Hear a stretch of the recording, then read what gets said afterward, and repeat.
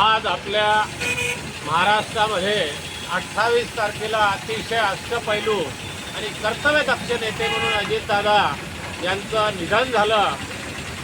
त्यांचं निधन झाल्यानंतर महाराष्ट्राच्या उपमुख्यमंत्र्यांची खुर्ची खाली झाली आणि महाराष्ट्रातील जनता उपमुख्यमंत्री गेल्यामुळे नुसाची झाली।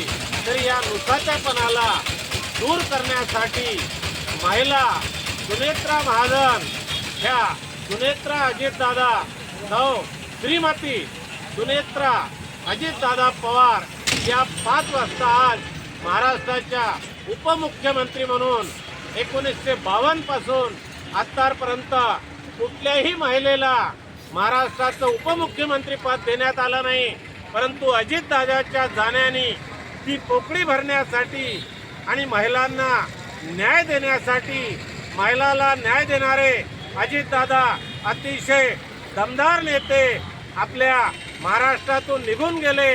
त्यांची भरपाई करण्यासाठी आणि महिलांना सुरक्षित ठेवण्यासाठी आणि महाराष्ट्र संपूर्ण व्यसनमुक्त करण्यासाठी, भयमुक्त करण्यासाठी, खड्डेमुक्त करण्यासाठी, भ्रष्टाचार मुक्त करण्यासाठी महाराष्ट्राच्या मुख्यमंत्र्यांनी, देशाच्या पंतप्रधानांनी सुनेत्रा महाजन श्रीमती यांना उपमुख्यमंत्री पदावर बसवल्यावर सर्व जे बेवडे बावळे देसाळ दारू पिऊन महिलांना तकलीफ देणारे त्यांना धडा शिकवण्यासाठी आज छत्रपती शिवरायांना मी एक प्रार्थना करतो।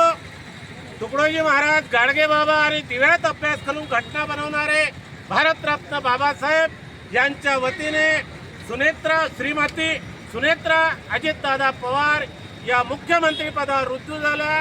त्यांना मी माझ्या संपूर्ण गोडे परिवाराच्या वतीने, सर्व ज्येष्ठ मंडळीच्या वतीने, वणी विधानसभा विदर्भ महाराष्ट्राच्या जनतेच्या वतीने प्रदूषण मुक्त, भ्रष्टाचार मुक्त आणि व्यसन मुक्त भारत करण्याची, महाराष्ट्र करण्याची शक्ती श्रीमती सुनेत्रा अजितदादा पवार यांना मिळावी अशी मी त्यांना खुर्चीवर बसल्यावर उपमुख्यमंत्री म्हणून खूप शुभेच्छा देतो।